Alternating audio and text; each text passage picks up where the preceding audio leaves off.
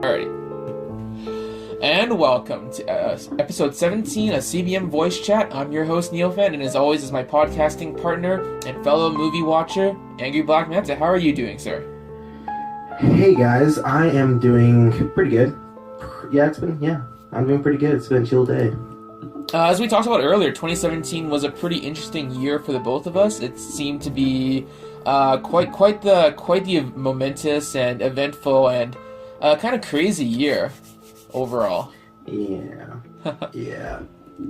But if there's one thing that we can kind of both agree on was that we did watch a ton of films for the year, and we kind of wanted to do basically a quick countdown of our top 10 favorite movies of the year. Let's do it. Alrighty, so I think we had talked about it before, but I'm going to start first. At number 10, my 10th favorite film of the year is Mother. I don't know if you've seen it yet. Yes. I have not. It's a movie directed by Darren Aronofsky, starring Jennifer Lawrence and Javier Bardem, and we'll kind of do some like mild spoilers, but if anyone's listening, we'll probably spoil a decent part of the movie. But Mother is kind of like that film that if you come in without knowing what you're going to be in for, you're going to be either really shocked and angry, or you're going to be extremely happy about what you see, or you're going to be like somewhat inspired. But for me, I kind of spoiled myself on what the film was before watching the movie, so I kind of knew what I was going to expect, and I kind of enjoyed what was happening throughout. Have you read anything yourself on what Mother was about? Basically what you just said. There's a lot of people that were... Well, the first reactions I saw were not too positive because people were expecting like this horror movie, and that's, to be fair, that's what it was advertised as, even if that was wrong. But yeah, so that's what I thought it was going to be, was a horror movie, but then I heard rumors that it was not that, in fact, and that some people were upset. But I also heard a lot of good things from some directors. I want to say, who was it? That was was it Scorsese that applauded it? Yeah. Yeah. It kind of like started off this whole firestorm of like whether criticism or film criticism lately these days has been really like genuine in being able to express how good or how bad a movie has been. So yeah, that was his whole Rotten Tomatoes thing, right? Exactly. Article. Yeah, and then he was using Mother as an example of a movie that did not seem to get appreciated by a lot of critics, but that's only because the art itself was never meant to be appealing, and never meant to appeal to critics. So I don't know. It's a bit weird, but I can honestly say that if you do give Mother a chance, it's really has a really slow first half, but the second half is so amazing and so intense and so crazy you would honestly not see it coming, and just having that experience, watching all of that unfold in the theater, is enough for me to put it on my list. Okay. Yeah, I'm kind of torn on Jennifer Lawrence, because she can either be really, really, really good, or she can just be kind of eh. And right now I'm just like eh with her, so I just didn't bother seeing it, but I'll see it, I guess. Okay, so what is your number 10? All right, my number 10, just full disclosure, number 9 and 10 for me are changeable, but officially number 10 is John Wick 2. Okay, whoa, nice. Yeah, I almost forgot that this even came out this year. Holy crap! This whole year has just kind of flown by. But John Wick 2 was a movie that is one of those rare movies that somehow almost transcends the first movie, which is really hard to do. But somehow they were able to do it, and I think it's just because they were able to stick to their tone. They knew what worked and what didn't work. They knew not to take themselves too seriously, but they also knew, how to ramp up that intensity. So, yeah, for me, it's John Wick 2 is, it's just a pleasure to watch every time. Exactly, yeah. I saw it in theaters too when it came out, and I was definitely impressed with just like the escalation of the action scenes, especially from the first moment when they're kind of like in that car garage, and he's able to kind of beat out all of those people without necessarily using his guns, but he eventually uses it for that one guy, and it's like, holy crap, like, yeah, things got real there. Yeah, all these movies are on my list have just like there's been one aspect that just blew my mind. It left my jaw on the floor. And for John Wick, it is the just the action. I've never seen such raw and such actually like believable and real action because what they're doing is actual holds and actual Hmm. throws and punches. I mean, that whole thing where sequence where him and Keanu Reeves and Common are going down the stairs and they're Yeah. doing Oh jujitsu at the same man, time. like that was Holy all crap! done. They're Yeah, actually like. doing real jujitsu, and it's the actors. Hmm. Yeah, because there's no stunt doubles, at least in on Keanu Reeves' part. Like he's doing all of that Yeah, and himself. I saw a ton of Common, like a lot of him doing his own stunts as well. So yeah, it's just it leaves me floored every time. Hmm. Oh, that's a fantastic choice. I actually I did kind of forget about it because it was so early in the year. But yeah, now that I'm thinking about it, that was a solid movie. Like I also kind of love the Lawrence Fishburne cameo, and you kind of have that kind of Yeah. hint that like they had the relationship back like since back in like the Matrix or whatever. Yeah, and there's just so many like different, um, just like so many out of the box ideas. Like, small spoiler, like Hmm. using the homeless community as disguises for Yeah. assassins. How Oh awesome is yeah. that? That was pretty crazy. But yeah, that's my number 10. Okay. Okay. All right. So for my number nine, it's going to go to probably a movie that not many people appreciated when it first came out, but I still kind of think about it and still kind of enjoy it to this day, and that's Power Rangers. Oh, okay, Yeah. okay. So Power I Rangers forgot this is came out too. yeah it came out really early in the year, and it's kind of like the one movie that I think of when you take a lot of like new characters and people who and the characters who people are familiar with, but then you kind of spend a good amount of time, like a good half of the movie, really fleshing out their backstory, establishing why they need to be a team, kind of getting all the background out. And I definitely I can admit that some parts of the movie weren't that great. Like the third act is kind of like a CGI slugfest. Mm. But when I think of like the team building moments or when they're together in the fireplace talking about like their hopes, dreams, and fears, like that stuff really got to me. Yeah, yeah. Yeah, more power to you. I mean, I totally forgot that Power Rangers came out this year, but Hmm. yeah, that was a movie that I had such low expectations for, but really wanted to see, and it just exceeded those expectations because I mean, that first scene with Zordon, Hmm. Oh yeah, like back in the prehistoric era, yeah. and it's just like so intense. It's like, oh my gosh, this is actually Power Rangers. But yeah, for me, that movie is. I was on the edge of my seat at the beginning because one, it was awesome, started out good, and then there were some moments where me and my brother were laughing because it was so stupid. Like the Pink Power Ranger, her introduction just Hmm. made us laugh so hard. But then I don't know, it really pulled back and gathered itself and created something real, like you were talking about with them talking about their fears and the expectations upon them from their families. It's a solid movie. Hmm. Good stuff. What is your number nine? My number 9, so again, this is interchangeable with John Wick, is King Arthur, Legend of the Sword. Ooh, okay. So I'm a huge Guy Ritchie and Charlie Hunnam fan. Hmm. So this has been on my radar for the last 2 years, because I think it got delayed for a little while. But, so yeah, I was super excited to see this movie. The trailer surprised me because I wasn't expecting that kind of take on it. But I was very pleased with the movie, despite what the early reactions from the critics were, which were terrible. I really love this movie. It's Hmm. very charming. It's just so Guy Ritchie. You know, it has that street level feel and aesthetic. But it's also just so rich as far as the character of Arthur and just how he grows as a person and how him being a crime lord or king of the streets translates to him being king of an entire country. Hmm. And So I really like that. I do like how in the like the first like few minutes you kind of had like the super fast recap slash flashback of how he kind of grows up into the Charlie Hunnam King Arthur that we know, and how Yeah. it's very Guy Ritchie to kind of have that like intense music with all of the uh, action and the super fast cuts and editing Yeah. to kind of establish who he is in like less than 5 minutes, and that was really cool. Yeah, yeah. I for some weird reason I was the only person, one of the only people in the audience laughing whenever he got slapped around as a kid. I guess it's not funny, but I thought it was hilarious.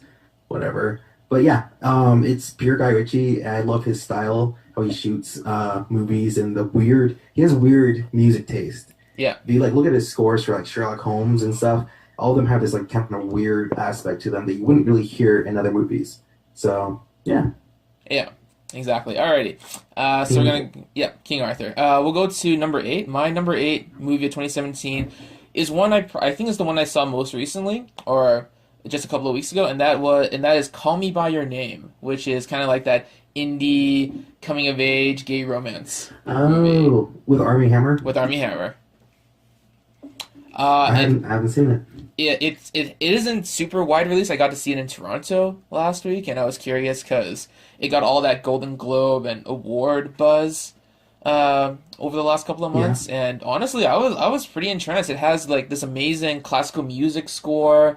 The performances were amazing. You got to see all this lush Italian like landscapes and the city that they're in, along with all the great like there's a constant switching of languages between Italian, French, and English that all the characters seem to do pretty well, except for Armie Hammer, who's kind of like the American coming in to be intern for the Yeah. for his love interest dad, who's like a professor of archaeology, and he studies a lot of Greek statues, and that kind of implies that there's a lot of like hidden feelings going on, and well, it was just phenomenal. What was that? Just kind of like it's just like that the whole romance that blossoms between the main character Elio, played by Timothy Chalamet, and Armie Hammer. It kind of evolves naturally. Like you can kind of get the hint from the beginning of the movie that they're attracted to each other, but it isn't until a certain point where they finally like admit their feelings, and there's no real conflict in the movie. It's more of like them slowly realizing that they want to be with each other type of thing. Yeah. So, sorry, I thought you made this sound like you yelped or something. So I was like, oh, what's happening? But, Oh, okay. No, sorry. I was just getting excited. oh, okay. Sorry about that. But Um, yeah. yeah. Okay. Yeah. Sounds good. I mean, I didn't see any trailers for it or anything. I just saw a couple articles and that said it was really good, but I'm not sure where it released here. hmm But it sounds like a really good movie. Yeah, if you do get a chance to see it in theaters, I definitely recommend it. It was really good. We'll move on to your number eight. All right. My number eight is another king, and that is King Kong Skull Island. Oh, okay.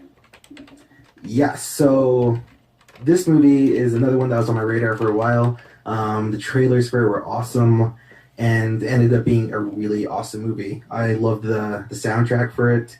Um, the main reason why I saw it was for the cinematography from,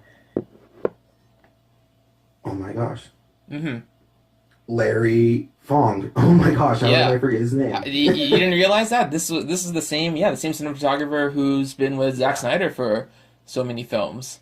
Yeah, no, that's why that's one of the main reasons why I wanted to see. I just couldn't for some reason. His name just popped out of my head for a second. But yeah, yeah, the way this movie is shot. If did you see it in IMAX 3D? Yep, I saw it on IMAX 3D like the very first Thursday it was out. It was Yeah, amazing. Yeah. yeah, it's just one of those movies that was made for 3D, and it's just so beautiful to look at, and it's pretty straightforward. It's a monster movie, but I was also surprised by how much heart was in the movie, especially from John C. Riley's character. I thought he was just going to be a joke the whole time, but he actually made me tear up a couple times during the film. hmm Exactly. Yeah, he teared me up too. Like he kind of started off as this comic relief character, but he was one of those people that you really wanted to root for to make it out of the island because King Kong is kind of like this. It's one of those movies where it's like a disaster movie. You have this large cast of characters, but you know they're gonna get whittled down because of the nature of the movie and what they're up against. Yeah, yeah. So yeah, there you go. Number eight, King Kong, Skull That Island. that is phenomenal.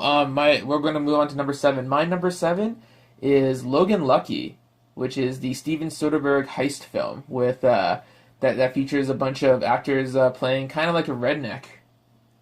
Uh, robbing the NASCAR racetrack and basically trying to get away with it. I don't know. Have you seen it in theaters? No, so I had an opportunity to either see Logan Lucky or The Hitman's Bodyguard, and we ended up seeing the latter. So Okay. I never saw Logan Lucky. So, I haven't fully seen the other movie that Adam Driver is in, but Logan Lucky is probably my favorite Adam Driver performance in a film because he kind of has He's that. good. He has that kind of like stone faced, like not necessarily like redneck, but very like old school country look to him, and he does a great Really, what job. look? Old school country look to him because he kind of Rustic. yeah, maybe a little bit rustic, little old school, little battle worn because he plays a military guy who loses his arm and he's kind of roped uh into the whole heist because of his brother played by Channing Tatum who wants to do it in order to it's partially kind of like a heist film for revenge but also to take care of his kid type of Okay. deal. Yeah, I heard amazing things about it. Um, it's just one of those movies that kind of just slips on my mind. Where it's like, I really need to see that, but I ended up not seeing it. Like it. hmm I also really like I think it's the one movie that Daniel Craig was in this year, and it was funny because they kind of had him as introducing Daniel Craig, and he plays like this safecracker type character with like this really strong Southern accent, and he's kind of like the comic relief throughout the whole movie because you think he's kind of unpredictable with how he's going to be able to break into the vault, but he's actually really smart about it. But at the same time, he's also kind of hilarious, like crazy. Okay. hmm Yeah, I remember seeing him in the trailers, and I was like, what is happening? But I guess it worked. Was that really his only movie this year? I'm not sure. It's the only one I've seen him in this year, but Okay. I'm not. I don't know for sure. All right. And you're number seven. So number seven for me, battled it out with King Kong, and I hold them about the same, and that's Wonder Woman, Oh, which okay. we have talked about. But hmm yeah,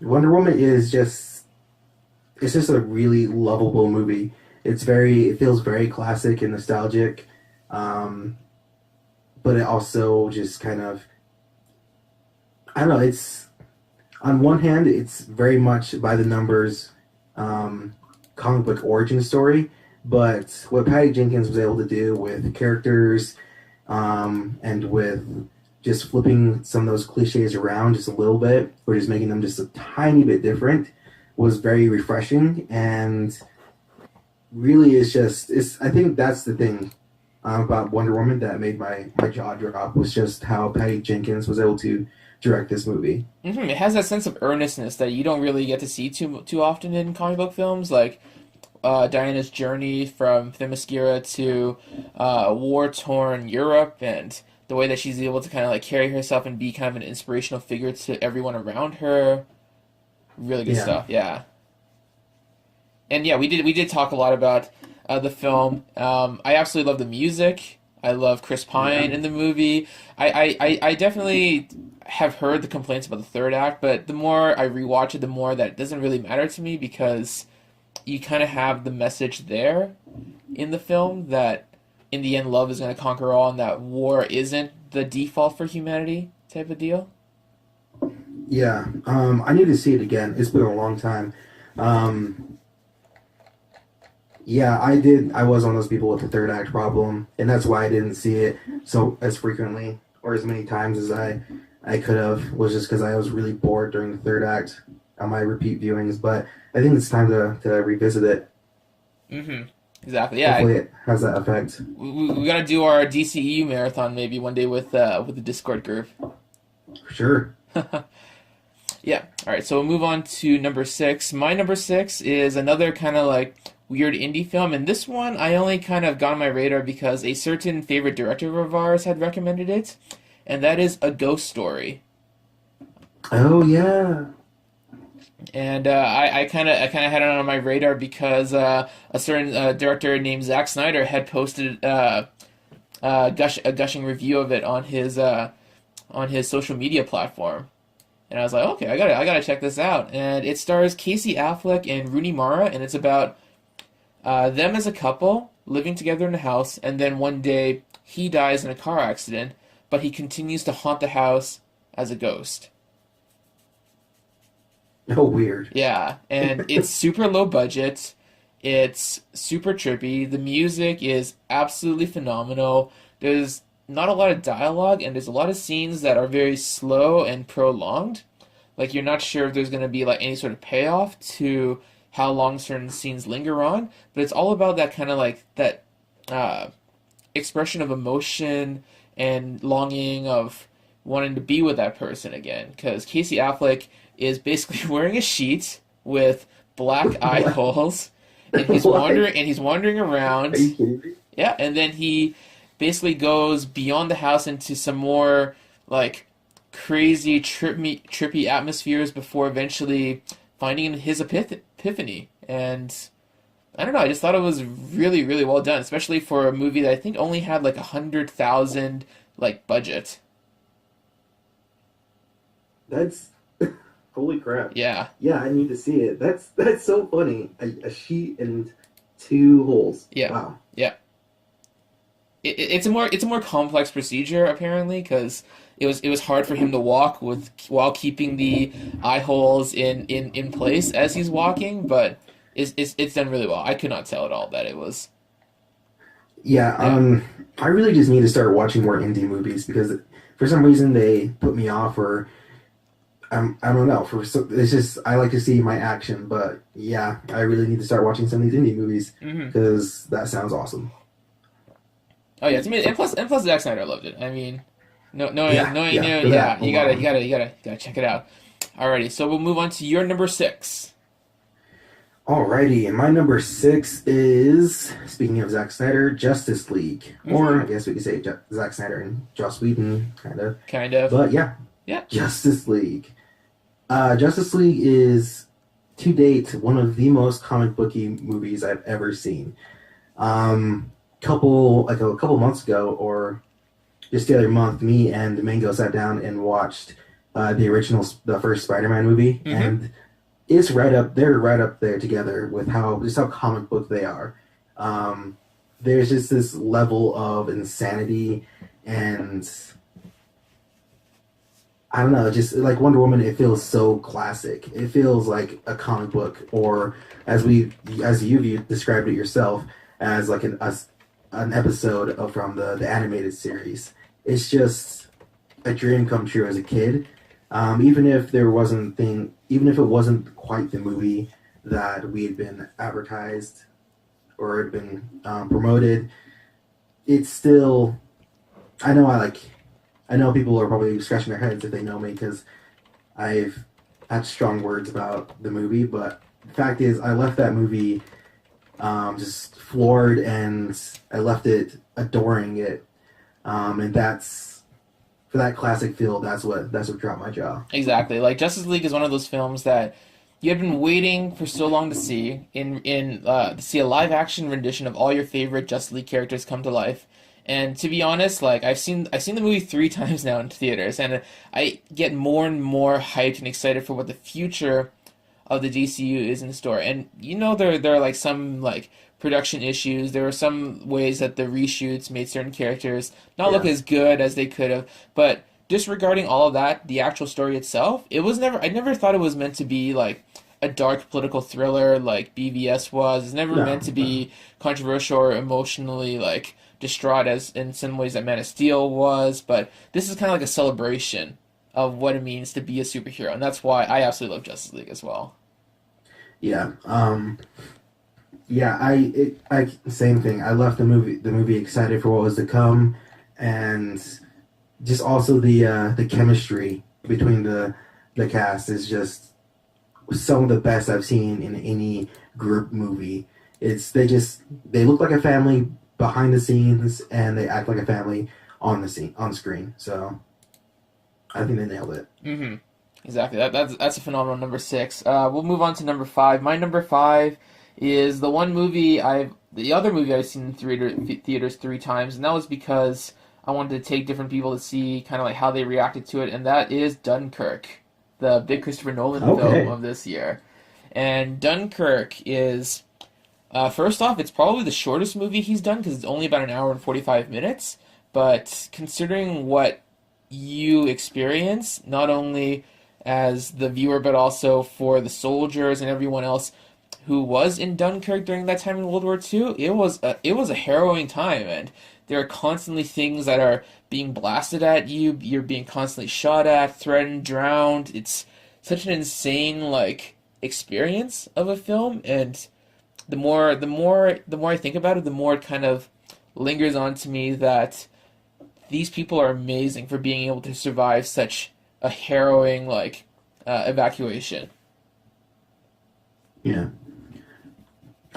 So Hmm. another movie I have not seen, which is in my mind blasphemy because my boy Tom Hardy's in there. I know. You But haven't seen it yet? Oh wow. okay, but here's the Yeah. reason. I Okay. do not like seeing war movies in theaters for Okay. some weird reason. It's just I've never. I feel like I connect better with those kind of types of movies, and like those and chick flicks and romantic comedies. Comedies. They're not even similar in any way, but they're movies I like to watch at home. Just more comfortable and maybe by myself or just in a more intimate space because I feel like I don't know. It just seemed like a weird concept to me to watch a war movie in theaters. It's weird, but yeah, I actually just bought it, so I'll Yeah. be watching it this week. Okay. Sounds good. I'd love to hear your thoughts on it sometime soon. I won't say much except that it's one of those movies that you don't need to make it too long to fully get understanding of how crazy that whole Dunkirk evacuation was. Yeah. Um. Yeah. And it's not that long either. It's like an hour and 45 minutes or Yeah. something. Yeah. Yeah. So I was put on. I didn't even bother looking at the time because I was like, oh, it's a Christopher Nolan movie. It's gonna be forever long. So that also kind of puts you off. But yeah, I heard it was really short, so I'm looking forward to it. Hmm. Yeah. Good stuff. All right. So we're gonna move on to. Oh, what is your number five? I forgot to ask. So my number five is we can't really talk about it very much, but Star Wars: The Last Jedi. All right. Alrighty. So I have not seen this yet. Give me kind of like a broad. Your Seriously? broad general feelings on it. I know I have it too. Okay, so that's the thing. For you, it's Chris Nolan. For me, it's a Star Wars movie being 2.5 hours, and I'm just like, it's hard for me to find the time, and two, everywhere I look, every convenient time I want to watch it, it's sold out. Oh, yeah, Yeah. I get it. All right, so just a quick overview of my feelings about it. Um, so this movie, I like. Half of this movie is some of the best Star Wars I've seen. It's amazing. It's beautiful. It's so epic in scale and emotionally and just in every way. It's just so epic. And then the other half is just complete nonsense for me. I didn't like it. Hmm. But everything that involves Luke and Rey and Kylo Ren, all that is just solid. John Williams kills it again. There's one song near the end of the movie. You'll know what part it is. That I think is one of his best tracks he's ever laid down ever. Okay. Yeah, the cinematography, amazing, beautiful. Again, there's one shot. You'll know what I'm talking about when you see it. Yeah. It'll blow your mind. Every time I see it, the audience is just floored.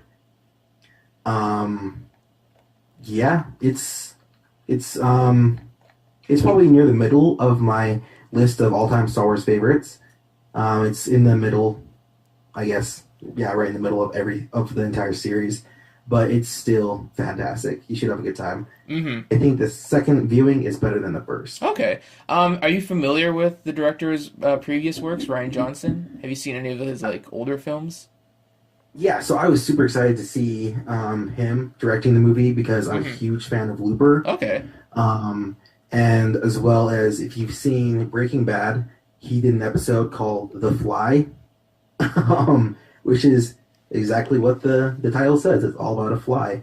And it's amazing and brilliant. But yeah, I'm a big fan of Ryan Johnson. Hmm. That's awesome. Yeah, I've seen all of his previous films too, and I definitely love Brick, which is kind of like that detective noir movie with Joseph Gordon-Levitt, as well as Brothers Bloom, which is kind of like a more. It's also kind of a caper movie, but it has that long con. It's kind of like the predecessor to that whole Now You See Me film franchise. I don't know if you've Okay. seen any of those, but yeah, I'm a big I fan hadn't I of. hadn't heard of Brothers Blue. Mhm. When was that made? Oh, that was made after Brick. I think it's like early 2000s. It stars Mark Ruffalo and Adrian Brody as the two brothers, and they're both kind of like magician Huh. con men, and then they kind of get into a lot of trouble over stuff that they do. Well, if Adrian Brody's in it, I'm down because I just Hmm. watched Peaky Blinders and he's in season 4 and he kills it. Oh, that's so cool. Oh, nice, nice, nice. Actually, we were talking about Peaky Blinders at the party I was at last night, and I've been constantly telling you to watch it because I do love Cillian Murphy, and he apparently is like a huge star in He's that show. he's the star. Here's the level. There is Cillian Murphy, who is fantastic, amazing, Hmm. and then Tom Hardy comes in season 2, and he just kills it every time. He's awesome, hilarious. And then Adrian Brody came in this season, and he is holy crap. He's up. He's like you can tell there's this heavy Al Pacino. Um, what's his face? Oh my gosh, why am I blinking on names? The Godfather. What's his name? Oh, Andy Garcia? I don't know. It's gonna kill me. Al Pacino? Marlon Brando. Oh, yeah. Marlon Brando. You can tell there's that heavy influence in there, and he's so good. Oh, okay. It's pretty interesting. Yeah, we talk quite a lot about the influences of Ryan Johnson, which is pretty solid. I'll be honest, I'm not the biggest fan of Looper, but I'm definitely willing to give The Last Jedi a shot. Like we can talk about it later, but I have a lot of reservations about that particular film. But Wait, you haven't seen it or haven't? I have seen Looper. I've seen it twice. I kind of hate it, but we can talk about it. We can talk about it later. I guess I can kind of see why. I can see why Yeah. people might not like it. Okay. Okay, but we'll move on because we're gonna do number fours, and number four is a cheat for me because not only is it a tie between two films, it's two films that came out kind of like earlier, like last year, but didn't get official theatrical releases Okay. here in Canada until this year, and that is the one animated film I have on the list, Your Name, which is a Japanese animated film about a boy and a girl who switch bodies and kind of get into a lot Weird. of hijinks. And then tied with that is Patriots Day, which is a dramatic retelling of the Boston Marathon bombing Yeah, and yeah, what with led Mark to Wahlberg. with Mark Wahlberg. And both films were things that I had been kind of like excited to check out, but they weren't available until I think it was like early January or early February for both films. But they were such incredible things to watch because in the case of Your Name, it's probably the most well animated, well designed, and like well told story in the anime genre. And I do watch a lot of dumb anime films in theaters, like all the Pokemon and all the Dragon Ball Z stuff. But this is like a Ain't whole no nother shit with that, level. man. Hmm. And Patriots Day, I felt like is one of those movies where the truth is more crazy than fiction. Because the events of the Boston Okay. Marathon bombing and what led Oh, to the capture of the two terrorists who committed the bombings was more insane, more crazy. I couldn't believe that these were things that actually happened in real life. And I don't know if you've seen either film. no, I haven't. I had heard of Patriots Day. I'd watched an interview for it. Uh, and I think I'd seen something about Your Name, but I don't know much about it, so both is news to me. And I definitely recommend watching both Your Name if you like animated films. It's like I wouldn't say he's necessarily the director is essentially the new Hayao Miyazaki because Hayao Miyazaki is apparently doing another film this year or next year coming Okay. up. But if you're looking for good anime films that your friends and family would enjoy, I think Your Name is a Okay. solid look. Yeah, I'm Well, into anime, so why not? exactly. We'll move on to your number four. All right, so number 4 is where things like got really crazy. Like I was just switching things around constantly. I couldn't settle quite on what needed to be where.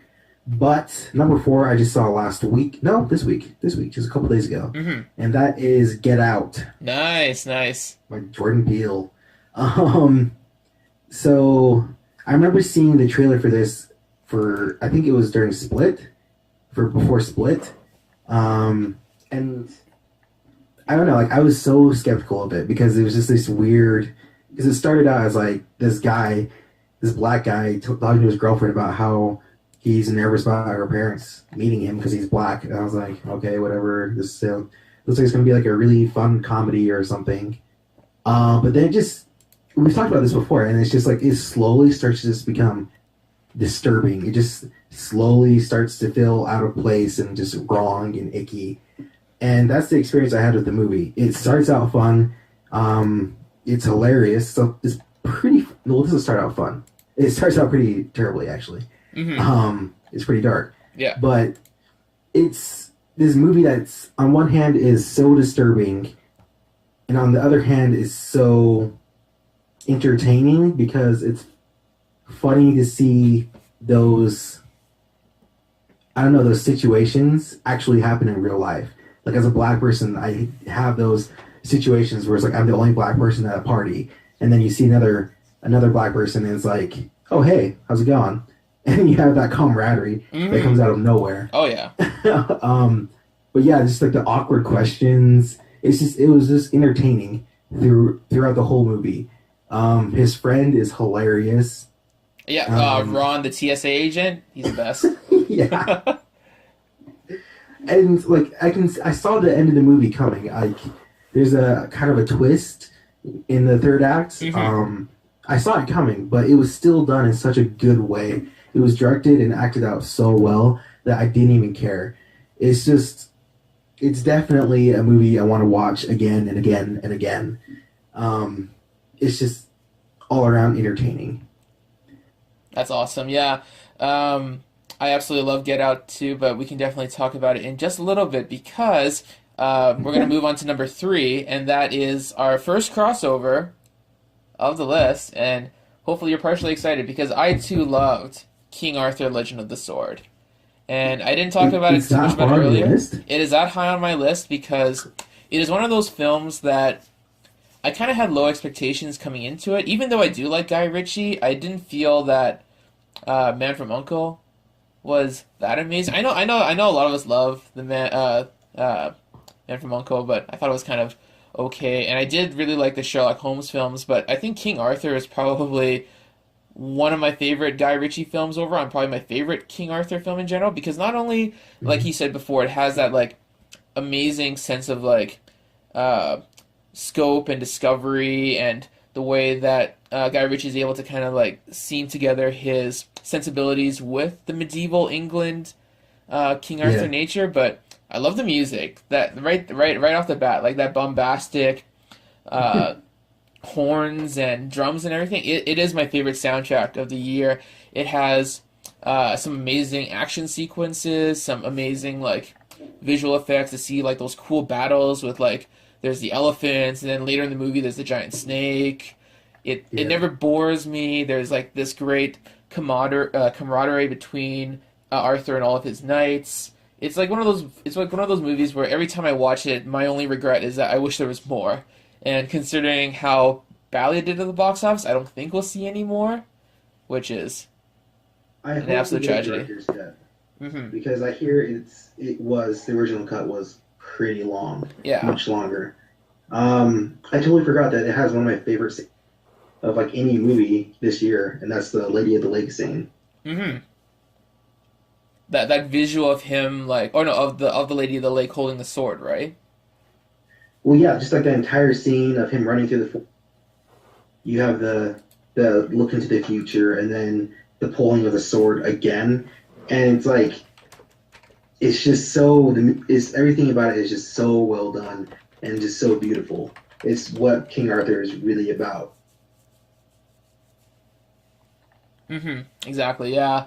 It makes me want to rewatch it every time, just to like see all the visual effects and kind of understand like what was Guy Ritchie thinking when he had all of those elements of Arthurian mythology in it? Like, did they come from the books? Was it something that he worked on with his production team? But yeah, no, absolutely amazing. It's I do have a little bit of like a personal bias for it because it came out the same week as my birthday, so I took a bunch of friends to see it, and I was kind of like wondering how they would react to seeing the film because it didn't have a great like Rotten Tomatoes score or anything, but Yeah. we all absolutely like I don't know. floored by how I've never incredible heard it was. anything bad about it. Yeah.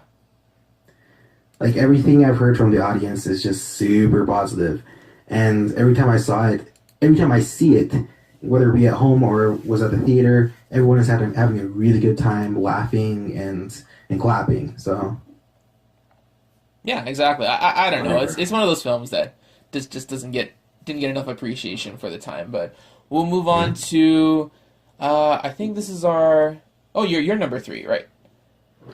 okay, so this one moved from second to fourth to third, from fourth back to third, and that is Baby Driver. So yeah, I haven't seen any trailers for this movie. Actually, I still haven't seen any trailers for this movie. I just heard some amazing buzz all over the internet, from critics and from pundits, and just overall, and from friends and family who had seen it, who were just gushing about this movie. And I love Hot Fuzz, and that may be the only movie I've seen from Edgar Wright. Oh, really? You haven't seen any of his Cornetto trilogy like Hot Fuzz and Yeah, I've seen Shaun of Hot the Dead? Fuzz, Yeah. but I'm trying to think of the other ones, and I can't think of anything. Maybe I have. I want to say I have, but whatever. Baby Driver is. I don't know what made me do it, but I looked up the beginning of the movie, the whole chase scene they have online as like a clip, and I was just floored by it. I had to see the movie. I love the soundtrack. I love the actors, the performances in it. Yes, even Kevin Spacey. It's just such a. I know some people have problems with it, but it's just such a straightforward movie. There's not a lot of complexity to it. Mm-hmm. It's very straightforward, and it's a romance. It's an action drama. It's a heist movie. It's just all around good fun. I think the thing that hit me the most was the music and just the chase scenes. Exactly. I was gonna mention the music, and you know how I had said that King Arthur was my favorite like soundtrack, but Baby Driver was probably my favorite movie for looking at all these like cool songs that Edgar Wright introduced into the film, and actually buying the soundtrack and listening to all of them, being like, wow, these are all really cool artists whose songs I've never heard before the movie came out, and I was absolutely like floored with like I guess his music knowledge and kind of being able to expand what you generally listen to. And I thought the way that he's able to incorporate the music as part of the film itself, from the way that it was edited to the way that Baby Driver himself uses the music to help him with his driving, was phenomenal stuff. Yeah, I think it's the tequila scene, and then the on foot chase scene. Mm-hmm. But just the way there's just something so right about whenever someone matches, like when someone's getting hit or if someone's shooting a gun, to the rhythm and beats of the music. It just feels so right, and that's something that Edgar Wright was able to just incorporate into the movie, and it almost felt like a musical at times. Mm-hmm. Yeah, exactly. Like I think Baby Driver, I don't know if it's my favorite of Edgar Wright's films, but I definitely feel like it's the most Edgar Wrighty he's ever been in a film, because he had full like control over the production. It's pretty much all entirely his film, and the way that he's able to kind of like incorporate his hipsterish like nerd like sensibilities to the film is pretty solid. Yeah, and I didn't expect the characters that made it through the most of the movie, who were I guess had the most focus on them. I didn't expect those to be the characters. Like John Hamm's character, I thought he was dead near the beginning of the movie. I thought they were just going to kill him off, or he was never going to be seen again. Him and Eliza Gonzalez. Yeah, but they just kept coming back throughout the whole movie, and I was like, this is awesome. And he ended up being, I guess, the villain Kind in the of, entire yeah. thing. Mm-hmm. So him and Jamie Foxx were were just amazing. Exactly. Yeah. Look, like all the other characters, you've got like Kevin Spacey. He's kind of playing that serious like boss role, and you've got Jamie Foxx as pretty much playing absolutely against his usual type of like character that he portrays. Like that was amazing with how like Yeah, over the top he gets. Yeah, no, definitely agree. And I loved all the car chase sequences and how like crazy some of the driving that Baby's able to do were. Like I think they kind of showed a good portion of it in the trailers, but there's some other scenes that you don't see until the actual film itself that are absolutely like mind-boggling that they were able to yeah, film that. yeah. It's I can't believe it's. I feel like it had to be like Mad Max Fury Road, where there's just constant accidents every day on set, and there's Exactly. no way. Good But yeah, stuff. that's my number two. That's your number three?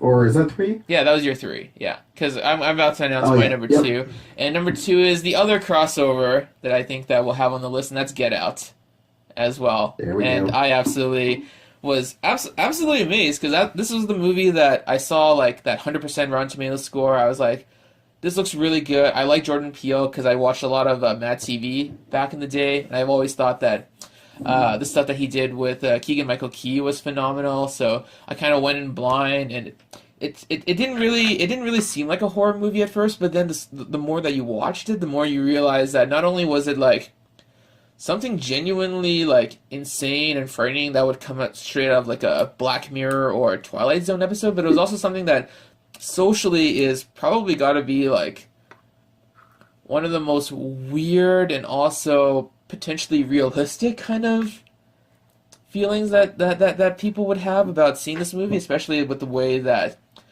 it's kind of like innately racist, the way that the family treats Chris and everybody else, and at the same time, it's it's straight out of science fiction. It's straight out of like history. It's so economically well packaged, and then there's that kind of feeling of catharsis that you get when you see Chris get out, right at the end of the movie, and Yeah. that whole sequence was like absolutely absolutely amazing. With the way that he's able to basically overcome everything and basically get out.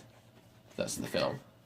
Yeah, it's the honesty in this movie is and the realism in some forms is just it's just I don't know how he was able to do it just so well and so subtly because just like the little thing is like her dad saying my man all the time suddenly just like out of nowhere where she's like he's never said that before in his life and it's like yeah that's what they do is they start saying stuff like my man or they try and fist bump you or something. It's just those small little touches that just I don't know really connected for me. But yeah, you're right. There are these weird moments where it's just so disturbing, like the hypnosis scene. Mm-hmm. Like I didn't even realize it, but I was just like slowly just sinking into my couch as I was watching that scene. It's such a dark moment because it's like him losing control of his body. He doesn't know if he's ever going to be able to come back from that. So it's kind of like a shock when he just wakes up back in his bed at that point in the movie. And then at first you think that his girlfriend is there like by his side, but then it kind of slowly ends up that's not the case at all. Yeah, Oh my gosh, yeah, like just the amount of yeah, surprises. yeah. And I never really thought about it that way, but yeah, there is kind of like this weird fear that you have as a minority of just like if you're I mean, I'm mostly okay with it, like being in a room full of white people. But Yeah. it's like also they play on that he plays on that fear of like, oh, they could kidnap you or something or do something, and there's a good chance that the cops might not believe you.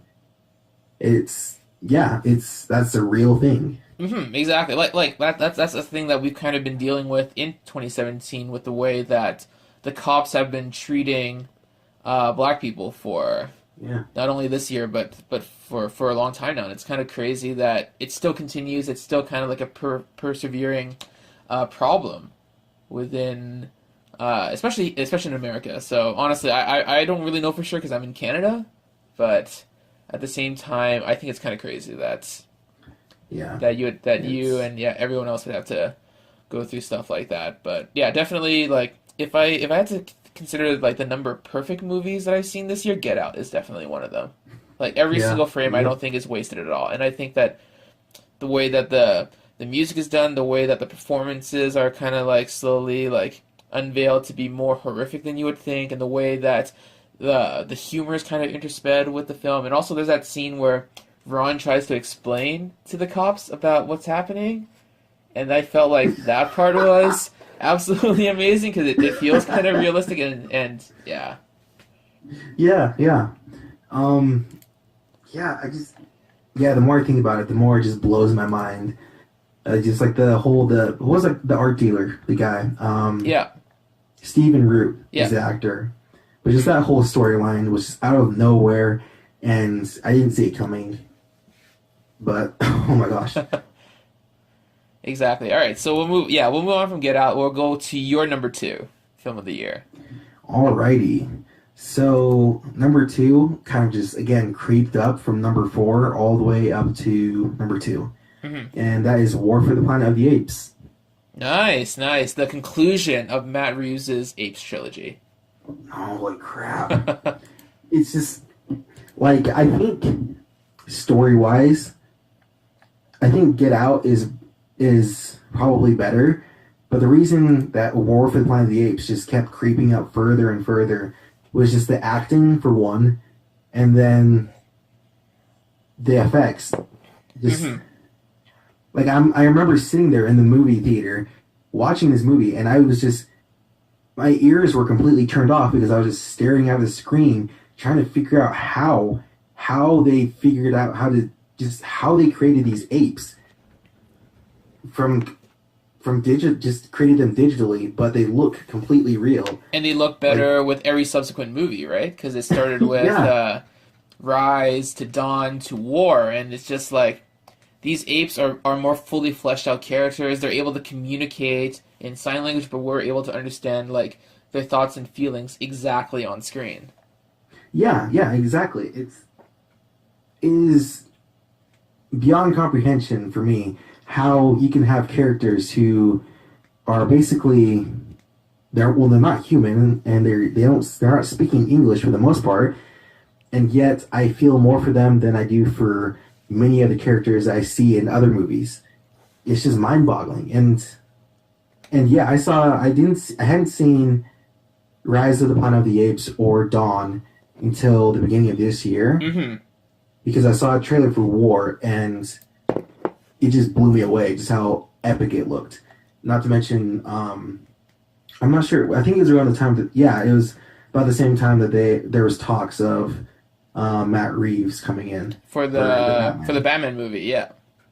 Yeah, so I decided to watch the other eight movies, and Rise was incredible, and then Dawn. I think Dawn is better than War for me, Okay. but yeah, but just and the effects for Dawn and Rise still hold up for the most part. Rise not so much, but Dawn looks impeccable. Hmm. And don't see. I think I don't see how they don't come out with at least three nominations for Best Director, Best Actor for For Andy Andy Serkis, Serkis, yeah. yeah, and Best Effects. They have to win Best Effects. If Hmm. they don't, there's something wrong with the It, world.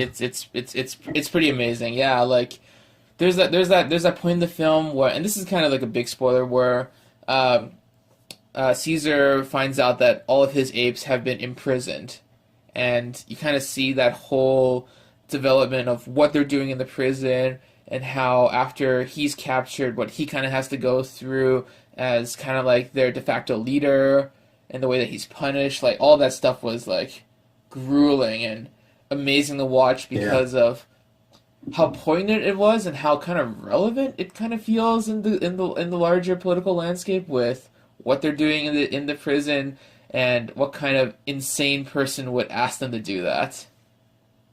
Yeah, it's yeah. There's a lot of stuff that makes you question people today.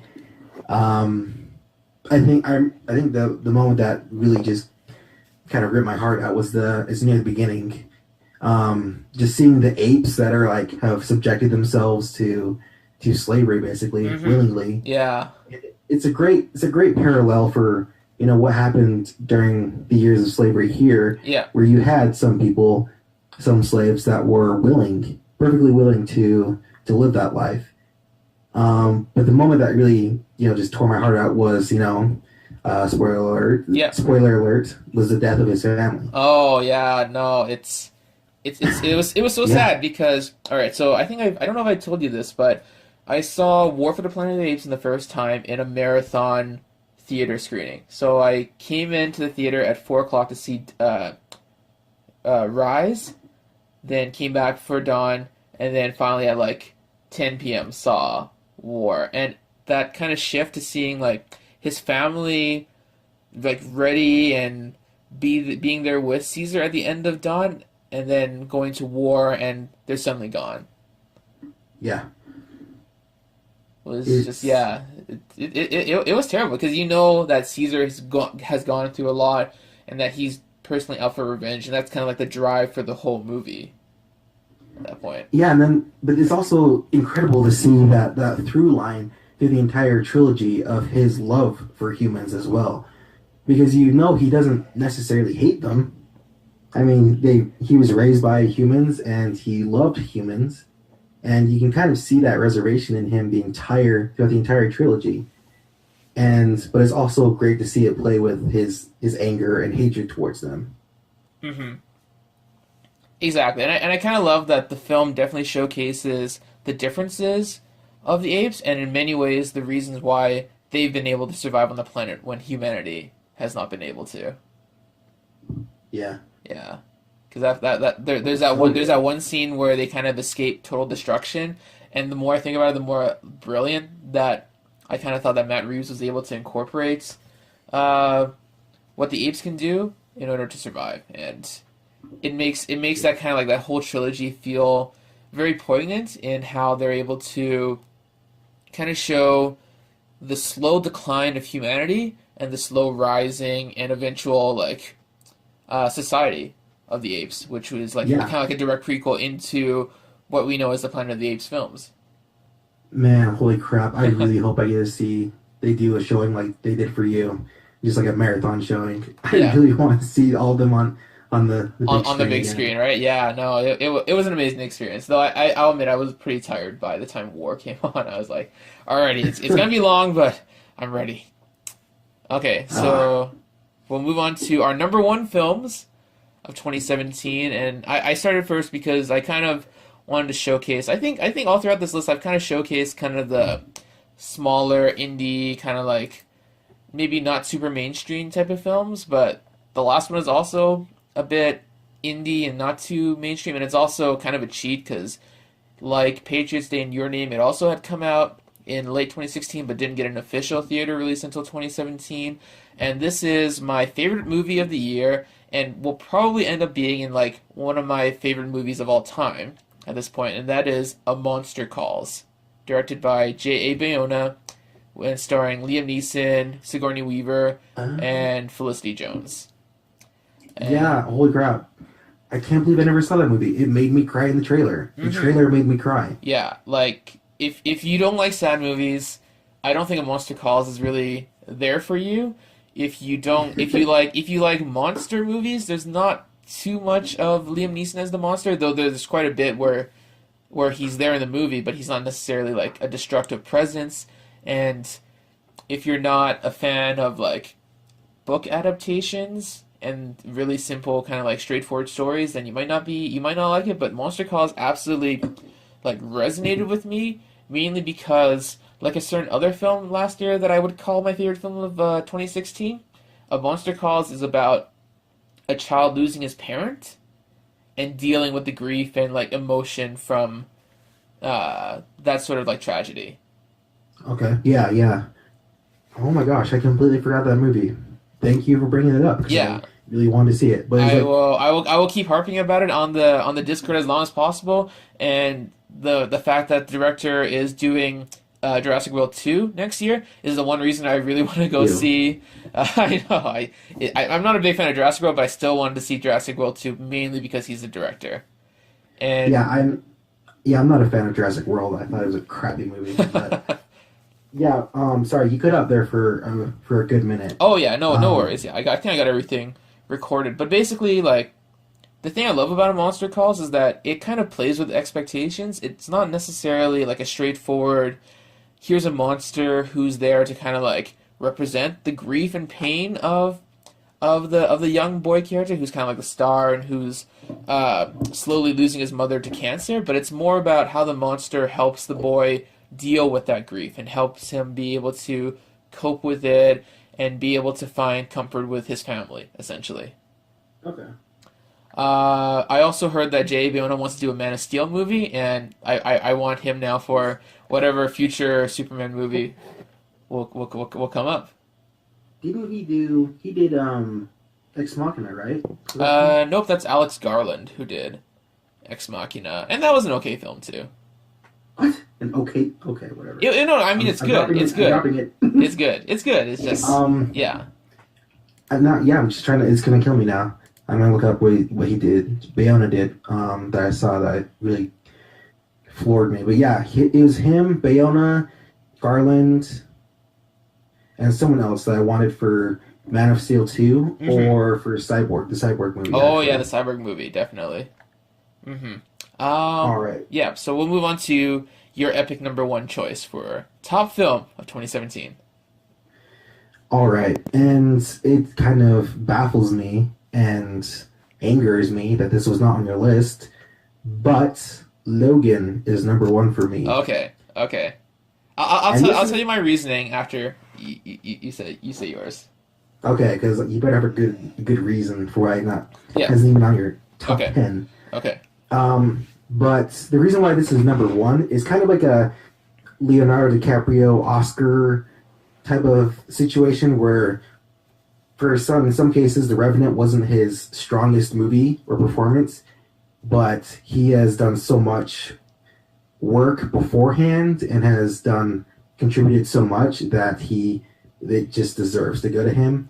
And so that's the thing with Logan is that Hugh Jackman has done this for since I was a child. I remember my parents didn't want me to watch it because they bought me comic books and everything, but they didn't want me to see the X-Men movie because I don't know, for some reason I was too young. But I remember sneaking over to my friend's house and watching it, and then getting in trouble later. But yeah, I think that was like when I was 8 years old or something. Well, holy crap! Yeah, Hugh Jackman has been doing this for forever, Hmm. and his not only that, but his performance as Logan. This is definitely his best to date. He's just as an actor, you can see him grow from X-Men, the first X-Men movie, to all the way to Logan, and I think he is a solid pick for a nomination or even just a win for an Oscar because what he was able to do in Logan is just so incredible. The music is amazing. Patrick Stewart, nominate him as well for supporting. It's one of his best performances also. But yeah, just the way that they're able to make it so different from any other comic book movie. It feels like an old, kind of like a western, as well as a comic book movie. I just can't say enough good things about this movie. Hmm. The action is incredible. Seeing Wolverine just unleashed for the first time. Daphne, what's her name, as X-23. I don't like kid actors, but lately kid actors have just been getting better and better, and she is near the top of the list for children actors. Hmm. Just her being able to, I don't know, bring out that emotional depth of the characters through her part was, I don't know, makes me emotional. Exactly. Daphne Keane as Laura, right? Yeah, yeah.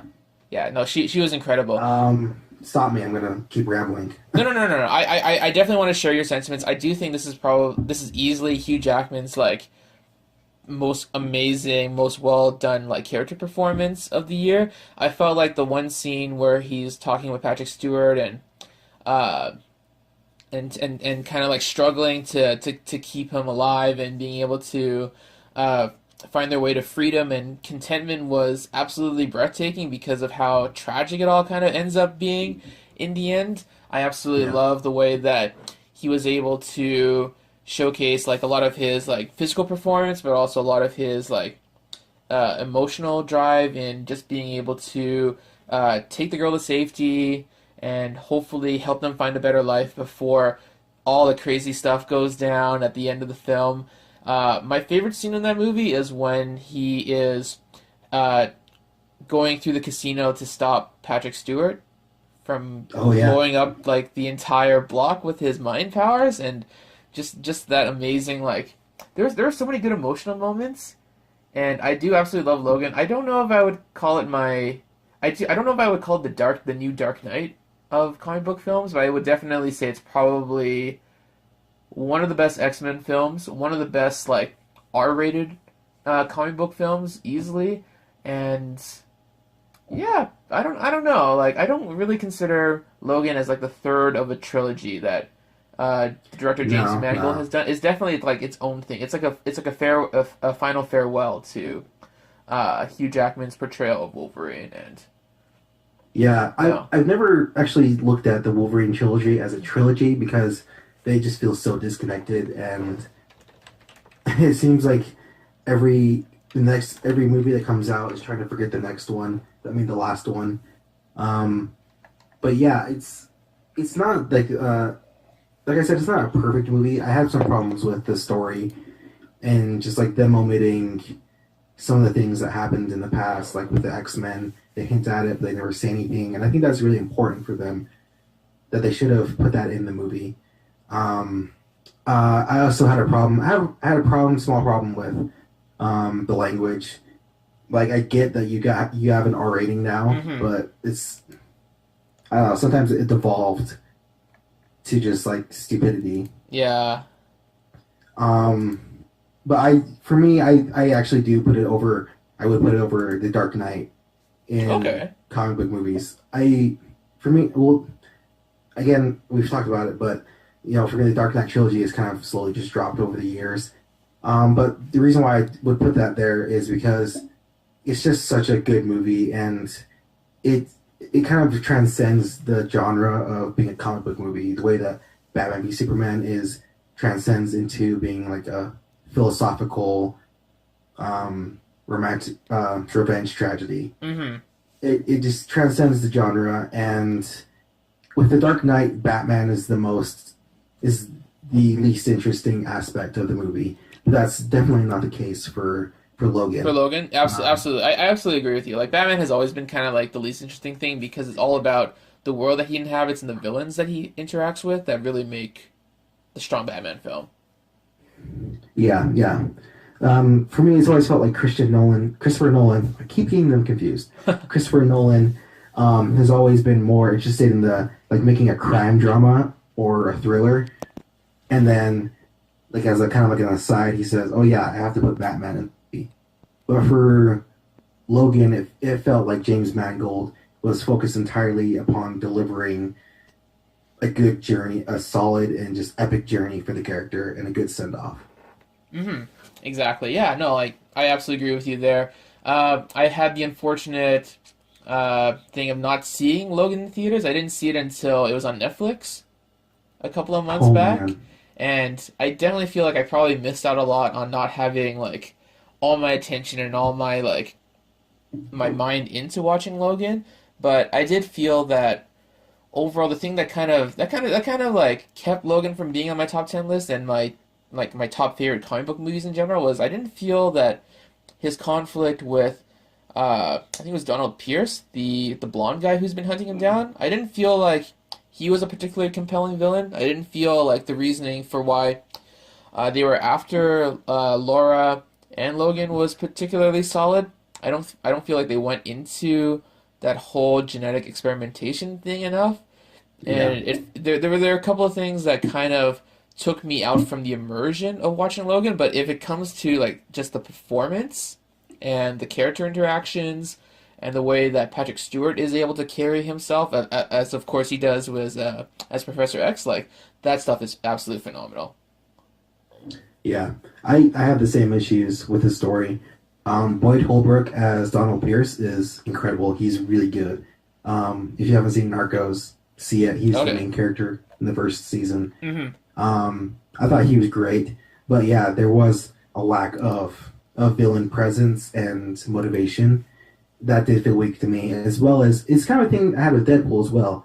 But the whole genetic experimentation was just kind of glossed over or felt really low budget. I thought they had a real opportunity to explore the past as much as they explore the future of the X-Men universe. They kind of dropped the ball on that, but in the end, yeah, the performances and just the overall movie kind of just, I don't know, eclipses all of my problems. Exactly. Yeah. I feel like if you didn't have Hugh Jackman there as Wolverine, the movie wouldn't have been able to stand the test of time as it does right now. And I absolutely agree. Yeah, I think with more time, I will probably appreciate Logan a lot more, especially once I start rewatching all the X-Men films.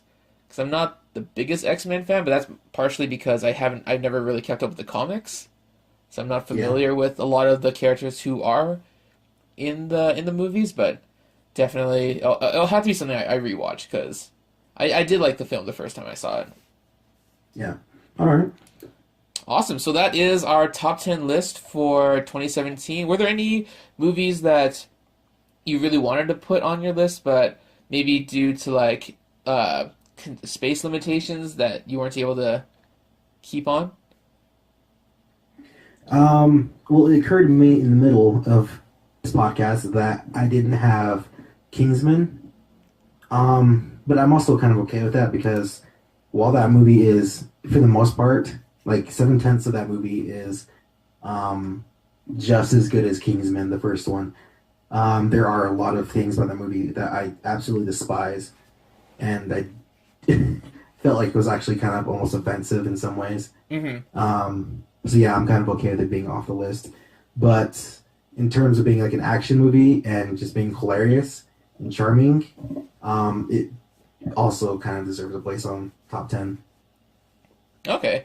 As for myself, there were a bunch of movies that I really wanted to put on, but I wasn't able to really justify the reasoning for why it deserves to be on the top 10, and that includes Disaster Artist, the one with James Franco. I saw that not too long ago, and I thought that was phenomenal.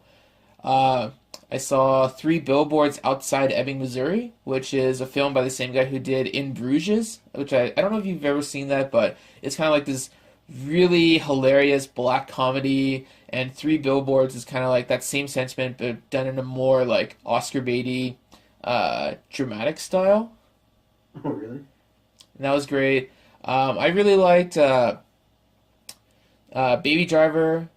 Could have been on there, but What's that? Baby Driver. You cut out again. Sorry, I was saying that Baby Driver was also could have been on my list, but I Oh, wasn't able yeah.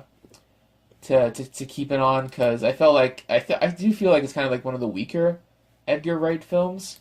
And finally, what was the last one that I really wanted to put in? It. I really wanted to Yeah, keep It. yeah.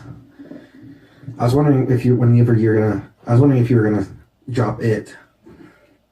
Well, that one is mostly because I'm not a big horror movie person in general, and it Achievement as was soon as we like, finish. yeah, it was one of the first ones that I really kind of got into in the theaters. But Say again. Say again. You're uh, cutting out again. oh, sorry, it was one of those movies that I had seen in theaters that is like the one of the few horror movies that I really enjoyed watching with a large group of people, and I didn't feel too scared because Ooh. I'm usually generally scared when I watch horror movies, but that one was A, not too scary, and B, like a really good like movie to watch. I didn't catch anything that you just said. Okay, are you able to hear me now though? Yeah, yeah. You're coming in fine now. Okay, that's odd. Yeah, I know. I was just saying that it was not too scary, but it's a great time to watch on the big screen.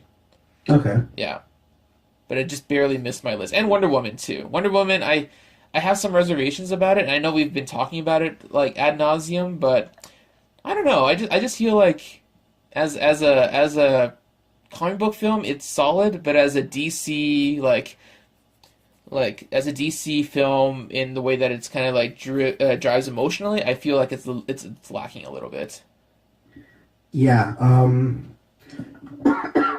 I was kind of fighting for where to put Wonder Woman on the top 10 if at all, but it eventually made its way there.